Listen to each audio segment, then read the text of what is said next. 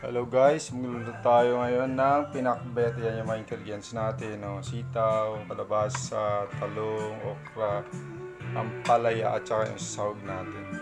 Okay, tingnan natin yung lutuan. Ito yung Ilocano style na pinakbet. Yung una,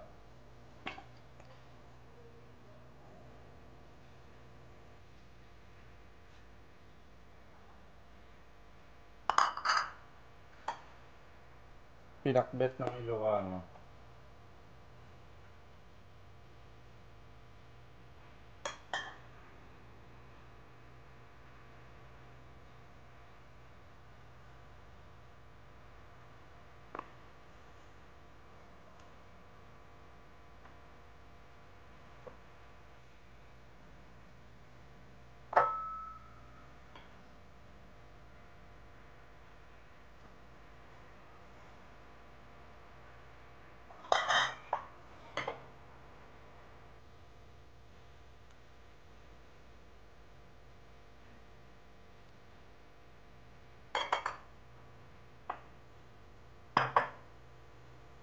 Pinagsabay-sabay lahat.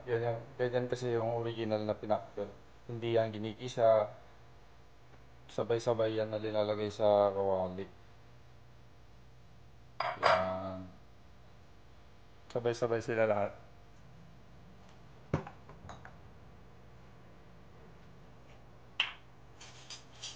Tapos lalagyan ng bagoong.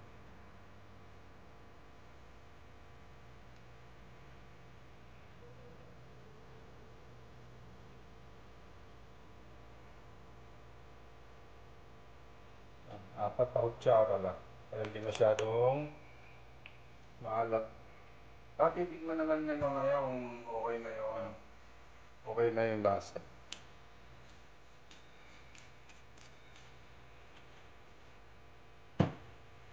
Ako hindi naman tinalagyan ng tawag nito ang ng paminta, pero mahilig kasi ako sa paminta kaya dadagdagan ko siya. Tapos lagyan natin ng sahog.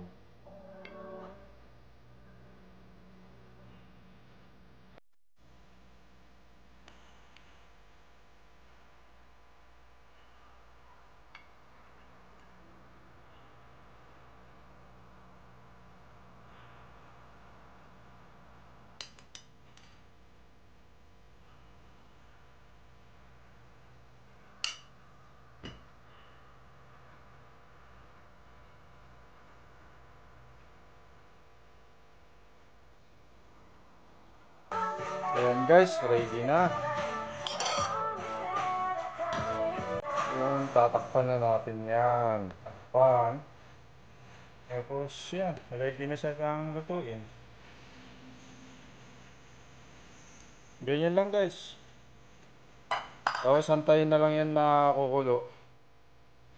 Ayan yung original na pinakbet. Sabay-sabay yung sabay-sabay mo ilalagay lahat tapos pakukuluin mo. Santayin mo na lang siya ng maluto.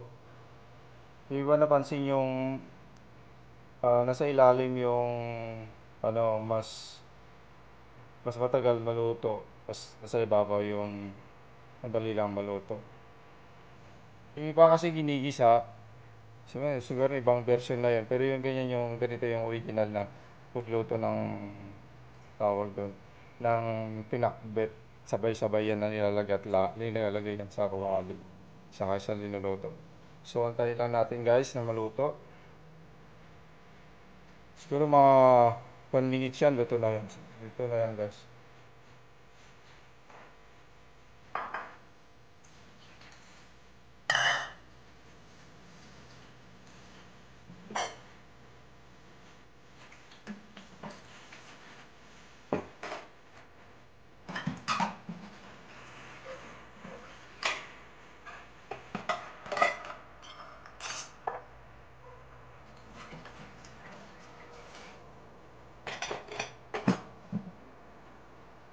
Habang inaantay mo na kumukulo yan guys, so kapag kumulo, pwede kang magluto na ng kanin, tapos pwede kang panood muna, mag-relax-relax, kasi kusa na yan maluluto eh.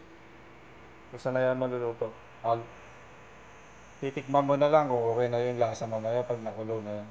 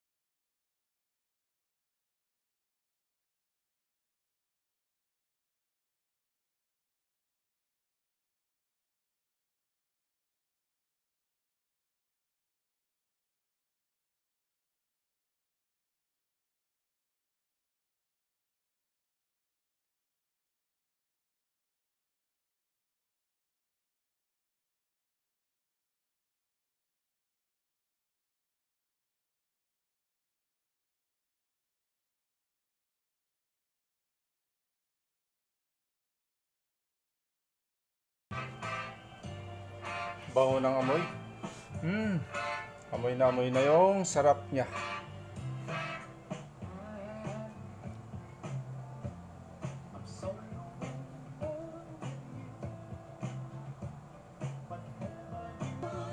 Okay guys, ayan ang bango ng ating pinakbet. Ayan, ngayon maluin na natin guys yung nasa ibabaw, dali na natin sa ilalim.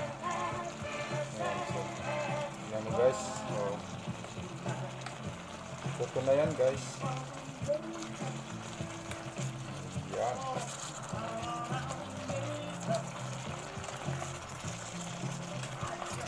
Paibabaw natin yung nasa ilalim para yung nasa ilalim, pero yung nasa ibabaw, nasa ilalim naman.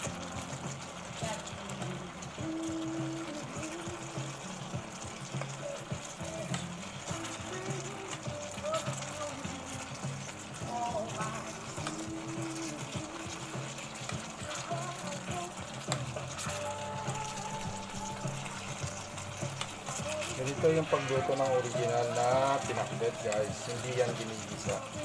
Sabay-sabay yan na dinalagay sa kawali, kaserula, o saan mo nalulutuin. Ayun, titikman ko lang guys ha, kung okay na yung lasa niya.